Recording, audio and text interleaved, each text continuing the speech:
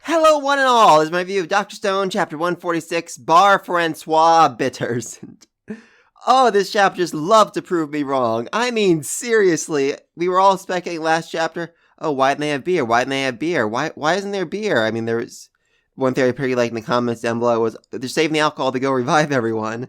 Another one I saw online was like, they can't have beer because they're all minors. They can't have minors drinking in a Shonen Jump. That'd be wrong. Nope, this chapter straight up showed them how to do it. All they really need to do was process it a little bit and becomes a delicious treat for yeast, which then fermented and carbonized, and now everyone's drinking beer and they're freaking drunk. Good friggin' lord.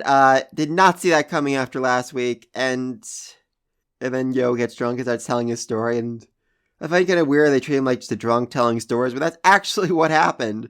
That was like his most badass moment ever. Of course he's gonna brag about it when he's drunk, obviously. And then what I suspected would be just a happy chapter of everyone getting drunk and partying takes on a very serious turn as Matsukaze decides to tell the story of his master. I did not see that coming. Seriously. I mean, Senku and Ryu, they kind of interrupted him when he started telling his story last time. Like, oh yeah, that's all we need, goodbye. But we've all been wondering, let him finish his story, let him say what he wants to say. And, the results are a little terrifying, honestly. We see the petrification beams falling from the sky activated. And his line right here, did someone hear the voice that accompanied the devices as they rained down? There was a voice loud enough to cover the entire island that activated every one of these devices at once. What the freak was that? It would have to, I assumed, this was my own theory back when, that this whole petrification beam thing, it was an accident. Whoever's up there on the moon, they accidentally got hit by a meteor or something, their storage of petrification beams fell from the sky and covered the whole island. Oops. No, if there was a voice that accompanied them, it had to be done on purpose. In fact, later on, when Matsukaze's master is dying, he speculates on this. He wonders why the gods would have done this. If it had just been to eliminate them, just been to destroy the island, one device could have done it. Just give a large enough number, say 1,000 kilometers, 30 seconds, and everything would have been annihilated. But instead, by raining down a large number of them, it was done so they would purposely kill each other. So they would purposely destroy each other over these devices. I mean, I've assumed for a while that the Y-Man wasn't actually an evil being. It was someone who was trying to save humanity, save the Earth, give it a chance to regrow. But this is sociopathic. It is terrifying. It is disturbing at every level. So, why? I mean, could this have been a test by the Y-Man to see if they would be able to overcome this?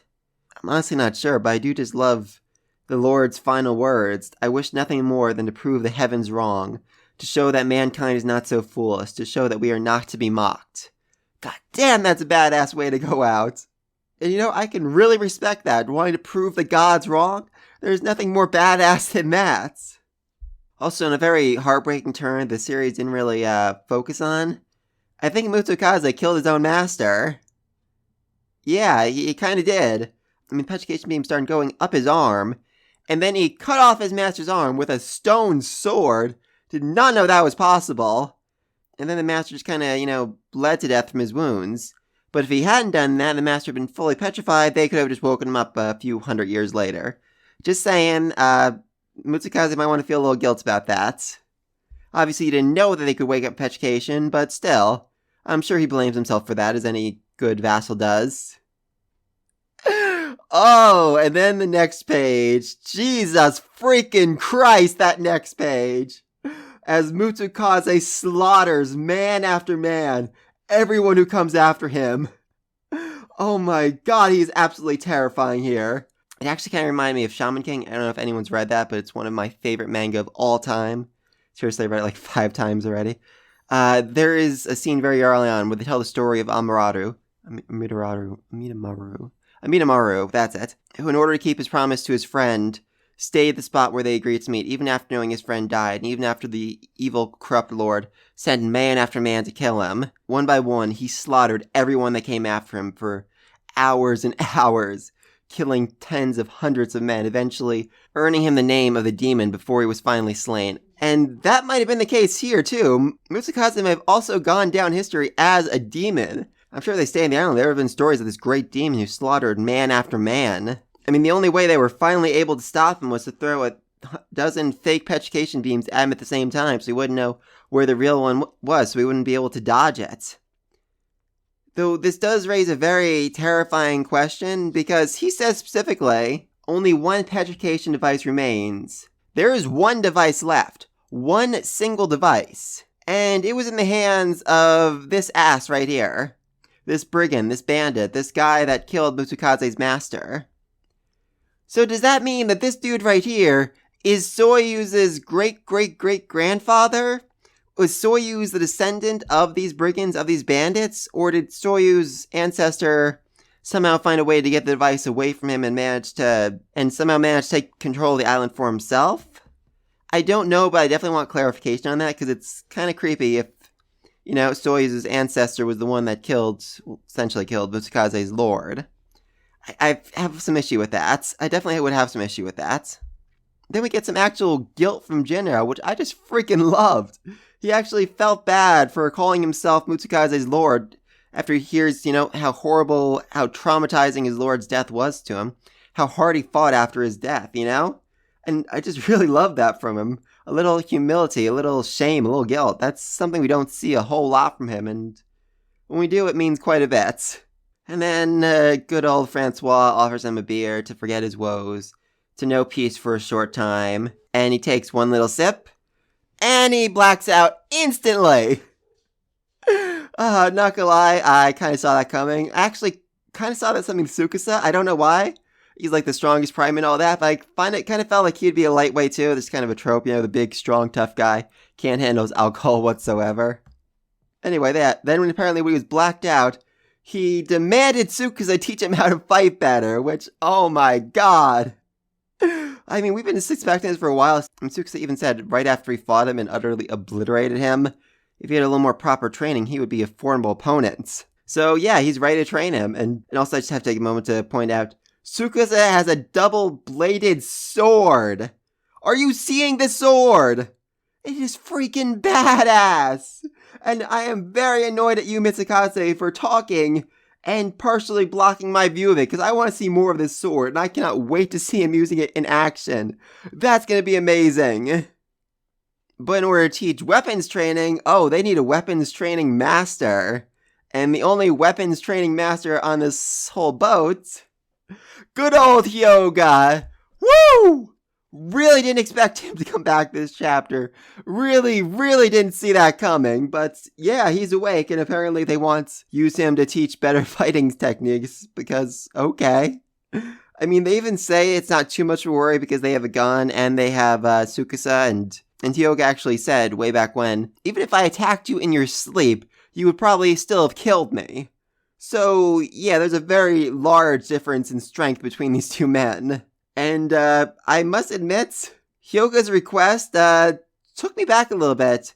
The right to revive two people of my choosing. I mean, I figured Homura would be the one, but the other being Mose? Did not see that coming. So now we have Homura, Hyoga, and Mose all back, all fighting one another. All training to become the absolute best. And this is absolutely freaking terrifying, and I loved it. And Jinro, he's fairly terrified of all this, and basically just asks his brother, hey, listen, I don't want to get involved in that, like at all, because I will die instantly. So how about we train like the old days? That way we have an excuse for not being involved with their terrifying godlike struggle. Which I just love. I mean, I'm hoping Kirasami joins into their fighting a little bit because, she wants to spend some more time with good old Kinro, which I would really like to see. But yeah, so Homura is finally awake again. I'm very happy about that because, quite frankly, I always kind of felt like she would be more likely to side with Senku. I know she's in love with Hyoga and all that, but she really did love that cotton candy. And honestly, I don't actually know all that much about her backstory. I think it was implied she was in the circus or a professional gymnast or something. I'm not sure What exactly? I'm very curious to see why it is she's so loyal to Hyuga. What is it about her backstory that did she know him before they were petrified? I'm very curious about that. So let me think about their connection down below. This was a seriously intense chapter. I mean, really. I mean, when they, like I said, when they started drinking beer, I'm like, oh, there's going to be a funny chapter. Maybe we'll see Tsukasa get drunk and fall off the boat or something. No, we got a full backstory of Mitsukaze.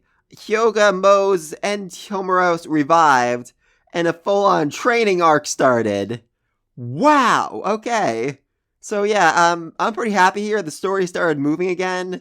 I mean, after the first 2-3 chapters, I figured the whole boat ride would just be, some lighthearted fun as they were introducing new stuff. But no, now they're really progressing the story, moving things forward, getting everyone ready for America. And, I mean, if they're training this much, I'm actually a little worried about what's going to be waiting for them there. If they need to get this strong, who are they going to have to fight when they get to freaking America? Mike Tyson?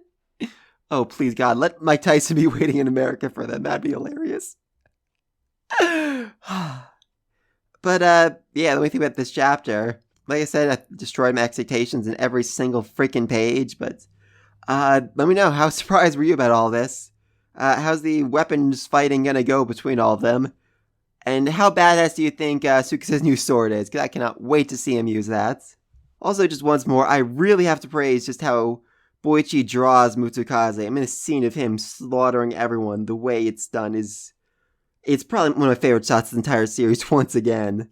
Which I've said way too often for this series, but they just keep impressing me. So yeah, let me think all that down below. Be sure to like this type of video. Until then, peace.